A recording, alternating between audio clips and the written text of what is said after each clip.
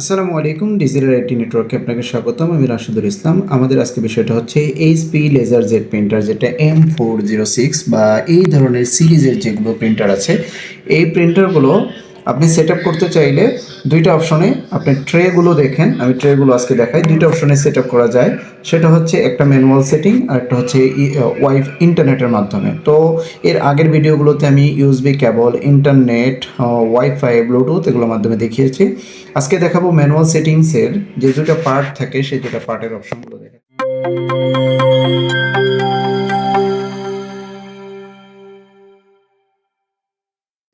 এই যে ট্রেতে দেখেন আমি যে পেপার দিয়েছি, এই ট্রেতে এখানে দেওয়াই আছে চিহ্ন, দেখেন A4 B5 A4 8.5 গুণ 11, এটা A5 এর প্রিন্টার যেটা, আর এটা হচ্ছে 8.5-এর যে সেট আপটা, সেই এখান থেকে দেখতে পারবেন। এটা একটা অপশন, এখানে একটা ট্রে আছে। আরেকটা ট্রে অপশন হচ্ছে এইখান থেকে আপনি এখান থেকে টান দিলে এটা খুলবে।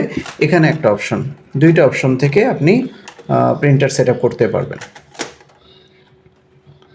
এই যে দুইটা অপশন থেকে আপনার প্রিন্টার সেট আপ করা খুবই ইজি, খুবই সহজে আপনি সেট আপ করতে পারবেন। দেখতে পাচ্ছেন এখন এখান থেকে আপনি প্রিন্ট করতে পারবেন।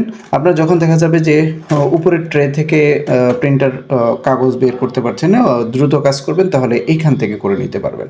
তো এই পেপারে আরেকটা বৈশিষ্ট্য আছে এই প্রিন্টারের, সেটা দেখাচ্ছি। এটা আমি বন্ধ করে দিলাম।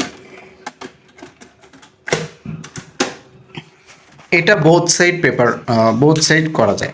ধরেন আপনি এই সাইড করছেন, আপনি অপর সাইড যদি করতে চান সেটাও কীভাবে করবেন সেটা আজকে দেখাবো। সেটিংস থেকে দেখিয়ে দিচ্ছি।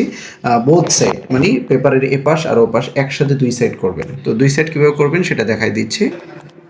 আচ্ছা, এখান থেকে দেখেন পেপার সেটিংস আমি শুরু থেকে দেখাচ্ছি। ধরেন আমি সর্বপ্রথম প্রিন্টিং প্রেফারেন্স যে অপশন, সেই অপশানে ক্লিক করলাম। ক্লিক করার পরে দেখেন এখানে হচ্ছে আপনার লেটার A4 পেপার, এখানে লেটার থাকে, তো আপনি A4 দিয়ে থাকলে A4 দিয়ে দিবেন। Paper source, paper auto select করবে সোর্সটা।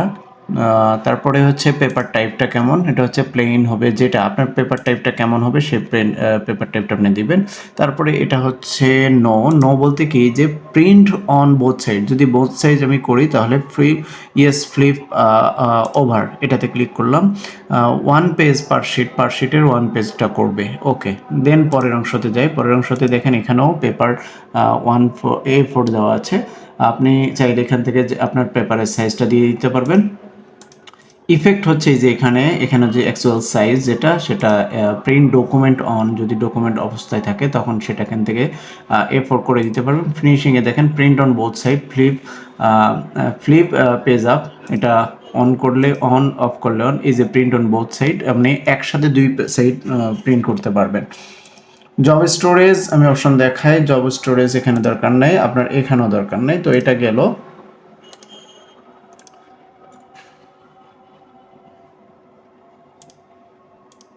দেন ওকে দিলাম, বাকি অপশনগুলো ঠিক আছে। এখন সেটিংস অপশনে, অ্যাডভান্স অপশনে কালার, এখানে যাই। এই যে দেখেন এখানেও কিন্তু লেটার অপশন আছে, তো এখান থেকে আপনি A4 পেপারটা সিলেক্ট করে দিলেন। শেয়ারিং, পোর্টস, বাকি সব অপশন ঠিক আছে। দেন আমি টেস্ট পেজ দিই। টেস্ট পেজ দেওয়ার পরে এখানে দেখেন এই যে আমার প্রিন্ট হচ্ছে অটোমেটিক। দেখেন আমার দুইটা পেজ, এখানে দুইটা পেজ আসছে বোথ সাইড। এই যে একসাথে দুটা সাইড, এই সাইডও প্রিন্ট হয়েছে, এই সাইডও প্রিন্ট হয়েছে। একসাথে ডবল সাইড প্রিন্ট করতে পারবেন খুবই ইজি ওয়েতে। এটা হচ্ছে আগের সিঙ্গেল পেজে। তো এই প্রিন্টারের সবচেয়ে সুবিধা হচ্ছে একসাথে ডবল সাইড প্রিন্ট করা যায়, দ্রুত প্রিন্ট করা যায়, ইন্টারনেটের মাধ্যমে চলে, ইউএসবির মাধ্যমে চলে, ব্লুটুথের মাধ্যমে চলে। সবচেয়ে ভালো এই প্রিন্টারটা যারা ইউজ করেন তাদের জন্য এই অপশনগুলো খুবই গুরুত্বপূর্ণ। এগুলো সেট আপ করতে পারলে আপনি খুব সহজে প্রিন্ট করতে পারবেন।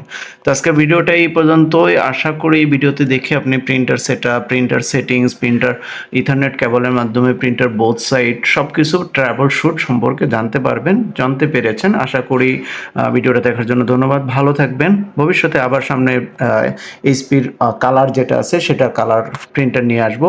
সে পর্যন্ত সাথে থাকবেন, ভালো থাকবেন, সুস্থ থাকবেন। আসসালামু আলাইকুম।